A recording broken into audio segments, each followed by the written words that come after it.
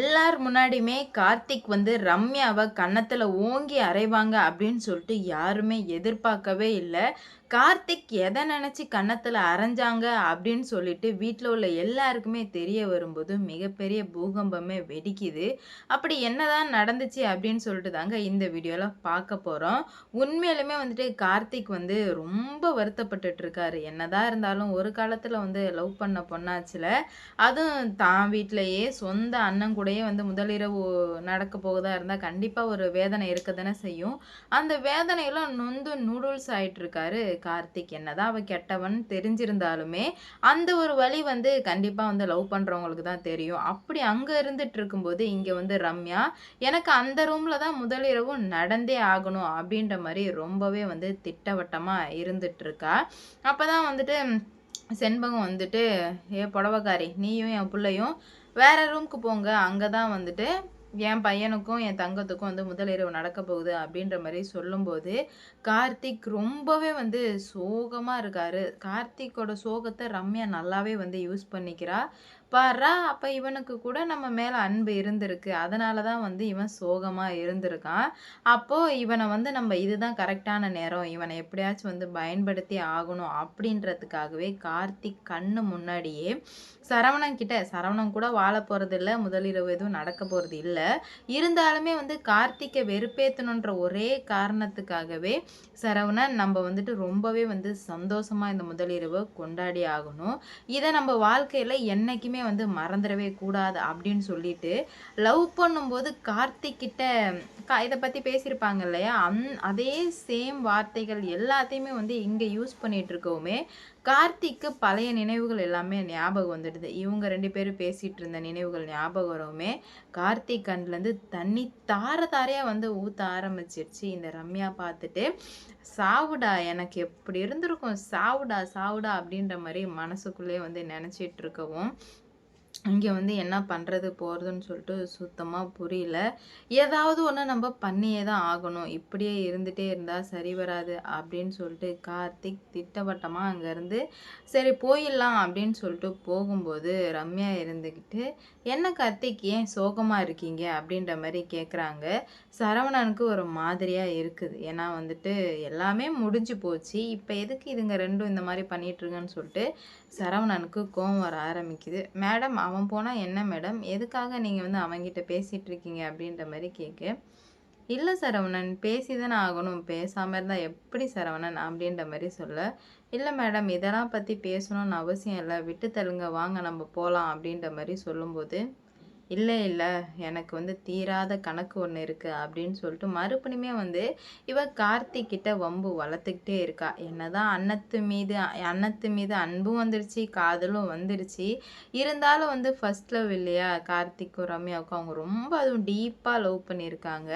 அப்படி இருக்கும் சமயத்துல அது கண்டிப்பா பெயினா தான் இருக்கும். அது லவ் பண்றவங்களுக்கு தான் தெரியும் அந்த பெயின் எவ்வளோ கொடுமையானது அப்படின்னு சொல்லிட்டு. அந்த வலிய கார்த்திக் அனுபவிச்சுக்கிட்டே இருக்கும்போது, இவ வேணும்னே நெஞ்சில கத்தி எடுத்து குத்துற மாரியே கேவலமா பேசிட்டு இருக்கவும், கார்த்திக்கு ரொம்பவே கோவம் வருது. "அந்த ரூம்லாம் குடுக்க முடியாதுடி" அப்படின்ற மாரி சொல்ல, "எனக்கு அந்த ரூம் தான் வேணும். எனக்கு அந்த ரூம்ல தான் முதலிரவு நடக்கணும்" அப்படின்ற மாரி ரொம்பவே திமிரா பேசவும் கார்த்திக் என்ன பண்றது போறதுன்னே தெர்ல. இவ என்ன இப்படி நடந்துட்டு இருக்கா? அப்படின்னு சொல்லிட்டு கார்த்திக்கு ரொம்பவே வந்து கஷ்டமா இருக்கு. இருந்தாலுமே வந்து கார்த்திக்கால வெளிய சொல்ல முடியாத சூழ்நிலை. என்ன பண்றதுன்னு தெரியாம, நான் தான் குடுக்க முடியாதுன்னு சொல்லிட்டேனா, அப்ப வேணும் வேணும்னா என்ன அர்த்தம்? அப்படின்ற மாரி கேட்க, எனக்கு வேணும்னா வேணும்னு தான் அர்த்தம் அப்படின்ற மாரி சொல்லவுமே, உடனே வந்து ரம்யா இருந்துகிட்டு ம். அப்புறம் உங்கள இந்த ரூம்லேருந்து தள்ளி விட்டுட்டு, நாங்க அங்க இருக்க வேண்டியதா இருக்குன்னு சொல்லவும், கார்த்திக்கு கோவம் வந்து, ஓங்கி கன்னத்திலே ஒரு அறை உட்டாங்க பாருங்க. உண்மையாலுமே வந்து வேற லெவலு. அத பார்த்ததுமே வந்து என்ன பண்றது போறதுன்னே தெரியல. ஏன்னா வந்து ஒரு கோவத்துல, உரிமையில வந்து கார்த்திக் அடிச்சுட்டாரு. ஏன்னா அந்த நிமிஷம், அந்த செகண்ட் என்ன பண்ணிட்டுருக்குன்னு சொல்லிட்டு அவருக்கே தெரியல. நமக்குன்னு ஒரு வாழ்க்கை இருக்கு. அவளும் ஒரு வாழ்க்கைய வாழ போறா தான். இருந்தாலும் அந்த வலி வந்து சொல்ல முடியாது. ஏன்னா, இவுங்க வந்துட்டு ரொம்ப வருஷமா ரொம்ப டீப்பா லவ் பண்ணிட்டுருந்தாங்க. ஆனா, இப்ப இவ தானா விட்டுருந்தா கூட சரியாயிருக்கும். ஆனா விடாம, அ ரொம்பவே கேவலமா பேசுறது இந்த நாள மறக்கக்கூடாது. கார்த்திக் கிட்ட என்னென்னலாம் பேசினாலோ, அது எல்லாத்தையுமே வந்து இங்கே பேசிகிட்டு இருக்கவுமே ரொம்பவே வந்து கஷ்டப்பட ஆரம்பிக்கிறாங்க. அவங்களுக்கு என்ன சொல்கிறது போகிறதுன்னு எதுவுமே வந்து புரியல. அப்போ தான் வந்துட்டு நம்ம அண்ணன் சொல்கிறாங்க, "சின்னத்தா வாங்க சின்னத்தா" அப்படின்னு சொல்லிட்டு. "இல்லை அண்ணன், இன்னைக்கு இவளுக்கு ஒரு முடிவு கட்டாமல் விடமாட்டேன். ஏன்டி உனக்கு வெக்கமா இல்லை? என்கிட்ட சொன்னால் அதையே வந்து எங்கள் அண்ணன்ட்ட சொல்கிறியே, நீலாம் ஒரு நல்ல பொம்பளையா?" அப்படின்ற மாதிரி கேட்டுடுறாங்க. அப்போ தான் வந்து ரம்யா இருந்துட்டு, "ஏன்டா உனக்கு வெக்கமா இல்லை? என்ன தானே லவ் பண்ண, எப்படி வந்து அண்ணத்தை வந்து கல்யாணம் பண்ண?" அப்படின்ற மாதிரி பிரச்சனை வேற ட்ராக்ல வந்து போக ஆரம்பிக்கவுமே என்ன பண்ணுறது போகிறதுன்னு சொல்லிட்டு சுத்தமாக புரியல இவங்களுக்கெல்லாம். என்ன நடந்துட்டு இருக்குன்னு சொல்லிட்டு தெரியாமல் ரொம்பவே வந்து குழம்பி போயிடுறாங்க. அப்போ தான் நம்ம அண்ணன் ஒரு ஸ்ட்ராங்கான முடிவுக்கு வர்றாங்க.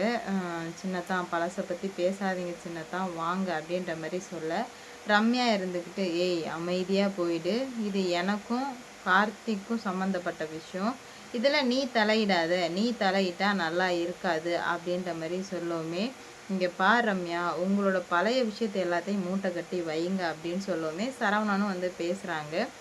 "மேடம் அதெல்லாம் விட்டு தள்ளுங்க மேடம், அதெல்லாம் வந்து பழைய விஷயம், அதை பற்றி நம்ம பேசி ஒன்றும் ஆக போகிறதில்ல" அப்படின்ற மாதிரி சொல்லவுமே, "இல்லை சரவணன், இதை பற்றி நான் பேசி தான் ஆவேன், நான் இதில் தலையிட்டு தான் ஆவேன், இதில் நீங்கள் வேணால் வந்து தலையிடாமல் இருங்க" அப்படின்ற மாதிரி சொல்லவுமே என்ன பண்ணுறது ஏது பண்ணுறதுன்னு சொல்லிட்டு இவங்களுக்கு சுத்தமாக புரியல. என்னடா இது இப்படி நடந்துட்டுருக்கே அப்படின்னு சொல்லிட்டு ரொம்ப வந்து ஃபீல் பண்ண ஆரம்பிக்கிறாங்க. அப்போ தான் வந்துட்டு கார்த்திக் மறுபடியும் ஓங்கி ஓங்கி அறையிறாரு ரம்யாவை. ஆனால் கார்த்திக் அடித்ததுமே வந்து ரம்யா அவ்வளோ சந்தோஷப்படுறா. ஏன்னா இன்னுமே வந்துட்டு கார்த்திக்கை தவிர வேற யாரையுமே அவள் மனசில் நினைக்கல, சரவணன் கூட வாழணும்னு நினைக்கல. அப்படி இருக்கும்போது கார்த்திக் வந்து தான் மேலே அன்பு வச்சிட்டு லைட்டாக ஏதோ ஒரு மூலையில் ஒட்டிகிட்டு இருந்திருக்குன்னு நினைக்கவுமே ரம்யா வந்து ரொம்பவே வந்து சந்தோஷப்படுறா. அதை பார்த்ததுமே வந்துட்டு அழுகவும் ஆரம்பிச்சிடறா. "என் மேலே அன்பு வச்சிருக்கல, அப்போ எதுக்காக நீ இந்த மாதிரிலாம் பண்ணுற?" அப்படின்ற மாதிரி கேட்டுட்ருக்காங்க. என்ன நடக்க போகுது ஏது நடக்க போகுது அப்படின்னு சொல்லிட்டு வெயிட் பண்ணி பார்க்கலாம். ஒரு விஷயமா வந்து பல விஷயங்கள் வந்து நடந்துக்கிட்டு தான் இருந்ததே தவிர அதுலேருந்து எதுவுமே வந்து மீண்டு வரவே இல்லை. வர முடியாத சூழ்நிலையில் தான் எல்லாமே வந்து நடந்துகிட்ருக்கு. அப்படி இருக்கும்போது இதுலேருந்து எப்படி வெளியே வர போகிறாங்க, என்ன நடந்துகிட்ருக்கு அப்படின்னு சொல்லிட்டு வெயிட் பண்ணி பார்க்கலாம்.